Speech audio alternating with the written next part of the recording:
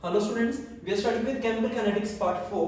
जैसे कि हमने लास्ट लेक्चर में रेट लो एक्सप्रेशन के बारे में देखा था कि जो हमें दिख रहा है, जितने मॉलिक्यूल्स हमें दिख रहे हैं उसमें असल में प्रेजेंट है या नहीं है वो डिपेंड करता है, राइट। तो इसमें हम इसी के लिए हम एक और रिएक्शन लेके आएंगे जिसे हम दो मैकेनिज्म्स के जरिए देखेंगे कि इसमें क्या होता है। तो हमारे पास रिएक्शन क्या है, 2NO2 gives 2NO plus oxygen.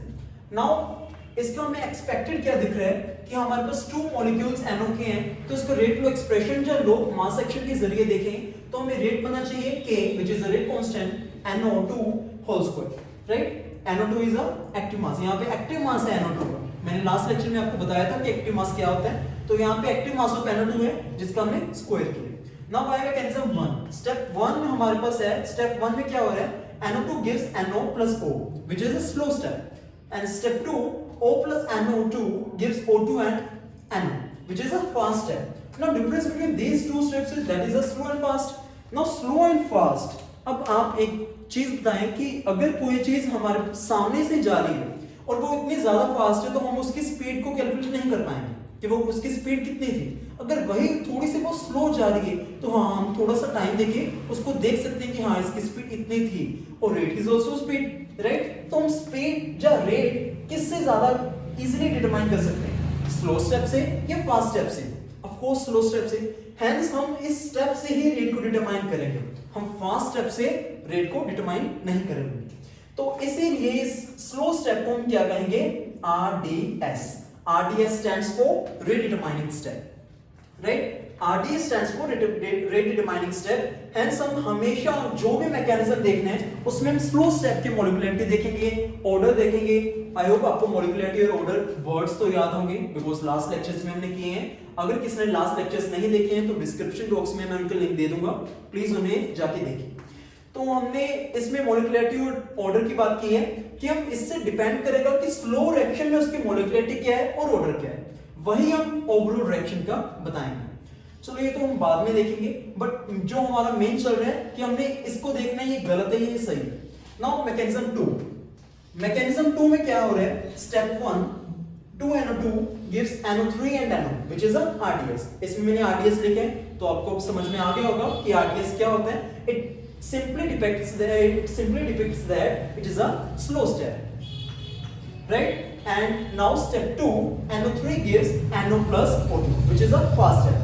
now मैं आपको बता ही चुका हूं कि फास्ट स्टेप की हमें जरूरत नहीं है बिकॉज फास्ट स्टेप से हमने रेट को डिटरमाइन करना ही है, तो स्लो स्टेप की ही हमें जरूरत है। नाउ दिस स्टेप, इसमें हमारे पास NO2 का सिर्फ एक मॉलिक्यूल है, तो इससे हमें रेट क्या बनेगा, rate is equals to K NO2 raised to power 1। इससे हमें क्या मिलेगा, rate is equals to K NO2 raised to power 2। Now आप खुद ही देखिए कि ये तो हमारे पास दोनों आए हैं, तो हमें दो रेट एक ही रिएक्शन के लिए तो एग्जिस्ट नहीं कर सकते। तो बाद में हमने एक्सपेरिमेंट किया, एक्सपेरिमेंट से पता चला कि ये वाला जो ये वाला मैकेनिज्म है ये सही है और हमें ये ही रेट मिल रहा है। तो इसीलिए हम इन दोनों मैकेनिज्म्स को बिफोर एक्सपेरिमेंट क्या कहेंगे, प्रपोज मैकेनिज्म्स, राइट। हम इन दोनों को क्या कहेंगे, प्रपोज मैकेनिज्म्स, कि हम सिर्फ हवा में तीर लगा रहे हैं कि हाँ ये मैकेनिज्म्स हो सकते हैं, बट आफ्टर एक्सपेरिमेंट हम इन दोनों में से जो सही होगा सिर्फ उसी को उठाएंगे और हम कहेंगे कि हाँ एक्सपेरिमेंटली हमने ये प्रूव किया है कि ये रेट है। यही हम डिफरेंस ऑर्डर और मॉलिक्युलरिटी में देखेंगे कि हमारे पास मॉलिक्युलरिटी और ऑर्डर में क्या डिफरेंस आता है। अदरवाइज आपको मॉलिक्युलरिटी और ऑर्डर में काफी कंफ्यूजन आ सकती है बिकॉज वो काफी हद तक सेम लगते हैं, बट यही उनमें डिफरेंस है कि हमने प्रपोज मैकेनिज्म और एक्सपेरिमेंटली की ही बात करेंगे। हम जब भी ऑर्डर की बात करेंगे तो हम एक्सपेरिमेंट पे जाएंगे और जब भी मॉलिक्युलरिटी की बात करनी है तो प्रपोज पे काम चल सकता है। नाउ गोइंग टू मॉलिक्युलरिटी, मॉलिक्युलरिटी की डेफिनेशन के मुताबिक क्या हमारे पास क्या है, molecularity of simple reactions is equal to the sum of the number of molecules of reactants involved in a balanced stoichiometric equation। now balanced stoichiometric equation, for example हमारे पास कोई भी रिएक्शन है A plus B plus gives C plus D and it is not balanced, तो आपका first step क्या होना चाहिए, आप किसको बैलेंस करें, आप इसको बैलेंस करें तब आप मॉलिक्युलरिटी और ऑर्डर को निकालने की सोचें। अगर आप इसको बैलेंस नहीं कर रहे हैं तो आपकी ये गलती है, राइट। ये कोई भी रिएक्शन थी, आपने इसको बैलेंस भी कर लिया, तो विदाउट एक्सपेरिमेंट तो हम सिर्फ हवा में तीर लगा सकते हैं। तो हवा में तीर लगाने का मतलब हम इसके मैकेनिज्म्स प्रपोज कर रहे हैं कि हाँ हो सकता है इसका मैकेनिज्म ये हो सकता है इसका मैकेनिज्म ये हो। तो हमारे पास क्या आ रहा है, प्रपोज मैकेनिज्म। और जैसे कि अभी मैंने कहा है कि जहां पे प्रपोज मैकेनिज्म की बात आएगी वहां पे क्या आएगा, molecularity. Because molecularity is not defined as कि वो सच में हो या ना हो, उतने मॉलिक्यूल्स हैं या नहीं है, तो वो डिपेंड करता है, राइट। तो यहाँ पे मैं एक और जैसे स्टार्स, हम इस जो मैं पॉइंट्स अभी बताऊंगा उनको आप स्टार मार्क कर सकते हैं। First of all, molecularity is a theoretical concept. Molecularity is a theoretical concept.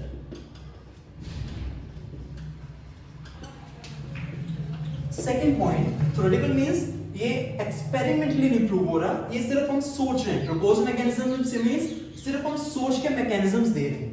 Second point, molecularity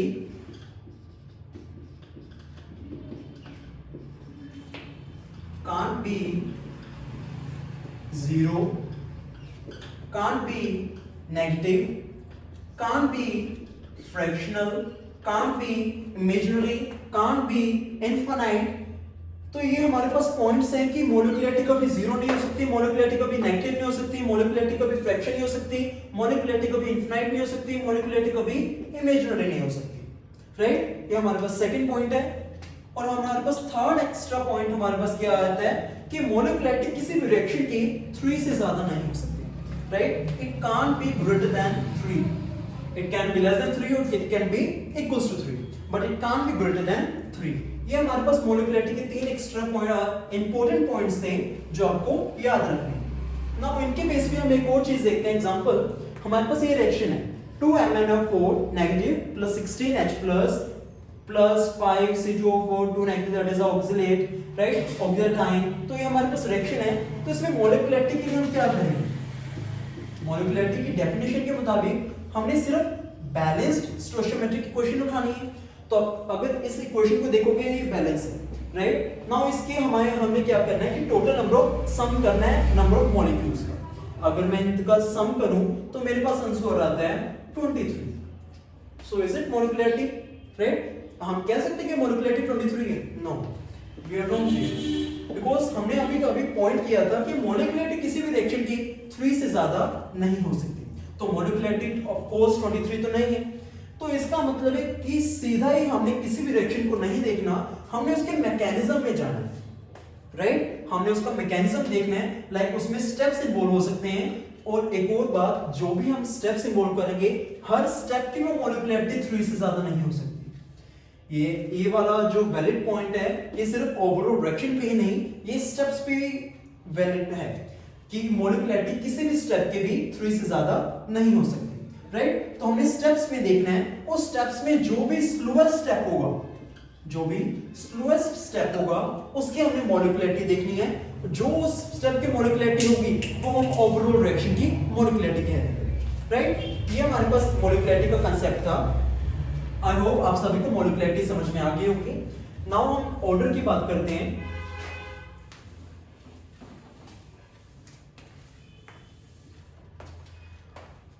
order से पहले अगर मैं एक चीज बताऊं, अगर किसी की मोलिकुलैरिटी 1 आ रही है तो हम उसको क्या कहेंगे, यूनिमोलिकुलर। अगर किसी की 2 आ रही है, बायोमोलिकुलर, एंड सिमिलरली फॉर 3। आगे मैं सो तो नहीं कह सकता, बिकॉज मैं पहले ही आपको बता के हटा हूं कि 3 से ज्यादा मोलिकुलैरिटी किसी भी रिएक्शन की नहीं हो सकती, राइट। नाउ ऑर्डर मैंने अभी आपको बताया था कि ऑर्डर हम तभी कहेंगे जब हम एक्सपेरिमेंटली कुछ करेंगे, राइट। जब हम कुछ भी एक्सपेरिमेंटली करें, हमारे पास एक्सपेरिमेंट हो चुका है, एक्सपेरिमेंट के बाद हमें पता चला कि हाँ ये मैकेनिज्म सही है। फॉर एग्जांपल मेरे पास रिएक्शन है A + B gives C + D, ये हमारे पास रिएक्शन है, इसका हमें पता चल गया कि हाँ इसका मैकेनिज्म ये है। यहाँ इसमें ये स्टेप 1 है, ये स्टेप 2 है कि ये सही mechanism, and step 1 is a slow, and step 1 is a slow step, ये मुझे पता चल चुका है। तो इसमें मैं स्लो चाहे कोई भी हो, मॉलिक्युलरिटी की बात हो चाहे ऑर्डर की बात हो, मैंने फर्स्ट ऑफ ऑल स्लो की ही बात करी, ठीक है। मैं स्लो स्टेप को ही उठाऊंगा, चाहे वो मॉलिक्युलरिटी है चाहे वो ऑर्डर है। बट इसमें बात क्या है कि मॉलिक्युलरिटी में किसी भी मैकेनिज्म की बता सकता हूं, मॉलिक्युलरिटी किसी भी प्रपोज मैकेनिज्म की मैं बता सकता हूं, चाहे वो एक्सपेरिमेंटली ट्रू है या नहीं है। बट ऑर्डर में उसी का बता सकता हूं जो एक्सपेरिमेंटली हमारे पास आया है, राइट। एक्सपेरिमेंटली मींस जो असल में मॉलिक्यूल्स आपस में कोलाइड कर रहे हैं और रिएक्ट कर रहे हैं। और एक और चीज मैं आपको बताना चाहूंगा, मैंने आपको मॉलिक्युलरिटी में बताया था थर्ड पॉइंट कि किसी भी स्टेप की मॉलिक्युलरिटी 3 से ज्यादा नहीं हो सकती, राइट। इसका रीजन क्या होता है, अगर 3 से ज्यादा मॉलिक्यूल्स होंगे तो वो आपस में म्यूचुअली कोलाइड नहीं कर पाएंगे। रिएक्शन का मतलब क्या होता है, फर्स्ट ऑफ ऑल रिएक्शन का मतलब होता है कि वो मॉलिक्यूल्स आपस में रिएक्ट कर रहे हैं, आपस में कोलाइड कर रहे हैं। तो अगर 3 से ज्यादा नंबर ऑफ मॉलिक्यूल्स होंगे तो वो आपस में म्यूचुअली कोलाइड नहीं कर पाएंगे एंड हेंस रिएक्शन अच्छे से नहीं हो पाएगी। इसीलिए मॉलिक्युलरिटी 3 से ज्यादा नहीं हो सकती, राइट। ये मुझे अभी याद आई थी तो मुझे लगा बता देनी चाहिए। तो ऑर्डर की भी मैं समझता हूँ, ऑर्डर आपको समझ में आ गया होगा। ऑर्डर की अगर मेरे पास हो जैसे alpha A plus beta B gives products, right. इसका हमारे पास रेट क्या है, k is a rate constant, active mass of A raised to power alpha, active mass of B raised to power beta. So order is alpha plus beta. And similarly इसी procedure से मॉलिक्युलरिटी भी निकालते हैं। For example I have small n A plus capital small n B gives products and इसका rate हमारे पास क्या बनता है, K rate constant, active mass of A raised to power n, active mass of B raised to power m. So मॉलिक्युलरिटी हमारे पास क्या आएगी, m plus m. But फर्क क्या होता है कि ये हमारे पास कोई भी मैकेनिज्म हो सकता है, जैसे हमने वैसे ही लिख दिया हो कि हाँ ये हो सकता है प्रपोज मैकेनिज्म, बट ये हमारे पास आफ्टर एक्सपेरिमेंट आया है। ये सिर्फ एक फर्क होता है। आई होप आप सभी को ऑर्डर और मॉलिक्युलरिटी का अच्छे से समझ में आ गया होगा। Now going to pseudo order. Now एक और चीज है इसमें, RCl जैसे ये वाली रिएक्शन लिखी हुई है, RCl plus H2O gives ROH plus HCl. R कोई यहाँ पे एलिमेंट नहीं है, राइट। R कोई भी यहाँ पे एलिमेंट नहीं है, R is any alkyl group, right. Alkyl और अराइल, राइट। R यहाँ पे कोई भी अल्काइल या अराइल ग्रुप हो सकता है, R यहाँ पे कोई एलिमेंट नहीं है। तो ये हमारे पास रिएक्शन है, इसका हमारे पास रेट, हमें जो रेट फ्लो एक्सप्रेशन या लॉ ऑफ मास एक्शन के मुताबिक लिखना चाहिए वो क्या होना चाहिए, K is a rate constant, RCl raised to power 1, H2O raised to power 1, right. यही होना चाहिए। बट समटाइम्स क्या होता है कि रेट ये नहीं होता, इंस्टेड ऑफ दिस रेट हमारे पास आता है K, यहाँ पे K डैश भी लिख सकते हैं इन दोनों को अलग करने के लिए। दोनों में फर्क कोई भी नहीं है, दोनों है रेट कांस्टेंट से, बट मैं सिर्फ इन दोनों को डिफरेंशिएट करने के लिए लिखता हूं। RCl1 और H2O हमारे पास होता ही नहीं, जस्ट इतना ही होता। Now what's the reason behind it, right. तो कई बार क्या होता है, H2O की जो कंसंट्रेशन है उसको हम ज्यादा बढ़ा देते हैं। H2O यहाँ पे एक्सेस में हो जाता है, ड्यू टू ये एक्सेस में हो जाने के कारण इसकी जो कंसंट्रेशन है वो कांस्टेंट हो जाती है, जो कांस्टेंट हो जाती है, और वो उसको हम 1 के इक्वली लिख देते हैं कि H2O की कंसंट्रेशन हमारे पास कितनी आ रही है, 1। तो इसीलिए हमने यहाँ पे 1 पुट कर दिया, तो हमारे पास यही बच गया। तो it is a pseudo order कि हमें लग रहा ये रहा था कि ये आएगा, बट इंस्टेड ऑफ दिस हमारे पास रेट ये आ जाता है, that is a K is a rate constant into RCl। हमारे पास H2O वाला केस नहीं आता, right. It is known as pseudo order reaction. इसी के लिए हमने एक और रिएक्शन यहाँ पे इंक्लूड की है, that is a acid catalyzed ester,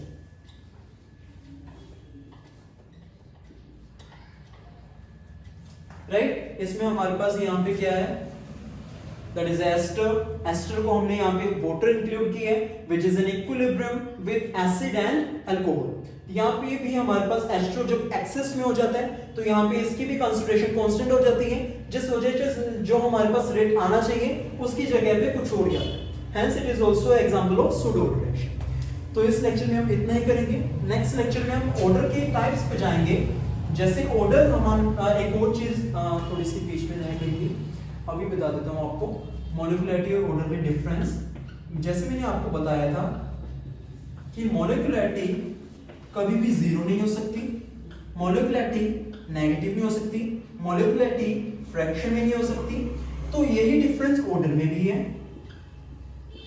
order zero हो सकता है, ऑर्डर नेगेटिव हो सकता है, यहां पे ये नहीं हो सकता, यहां पे ये हो सकता है। ऑर्डर फ्रैक्शन में हो सकता है। इन दोनों में डिफरेंस था। सिमिलरिटी क्या है? मॉलिक्युलरिटी इनफिनाइट नहीं हो सकती, मॉलिक्युलरिटी इमेजिनरी नहीं हो सकती, ऑर्डर भी इनफिनाइट नहीं हो सकता और ऑर्डर भी इमेजिनरी नहीं हो सकता। ये दोनों में सिमिलरिटी थी। और एक और डिफरेंस है कि मॉलिक्युलरिटी 3 से ज्यादा नहीं हो सकती, but order can be greater than 3, right? ये इन दोनों में एक और डिफरेंस था। आई होप अभी आप सभी को मॉलिक्युलरिटी और ऑर्डर का कांसेप्ट अच्छे से समझ में आ गया होगा। और यही हमारे पास इतना ही मॉलिक्युलरिटी और ऑर्डर का था। अब ऑर्डर के लिए हमारे पास ऑर्डर की वैल्यू 0 भी हो सकती है, ऑर्डर की वैल्यू 1 2 3 ऐसे हो सकती है, बट मेन हमारे पास 0 एंड 1 2 होते हैं। That is the zero order reaction, first order reaction and second order reaction, जिसको हम आने वाले लेक्चर्स में कवर अप करेंगे। और आपको अगर ये वीडियो अच्छा लगा तो इसको लाइक करें।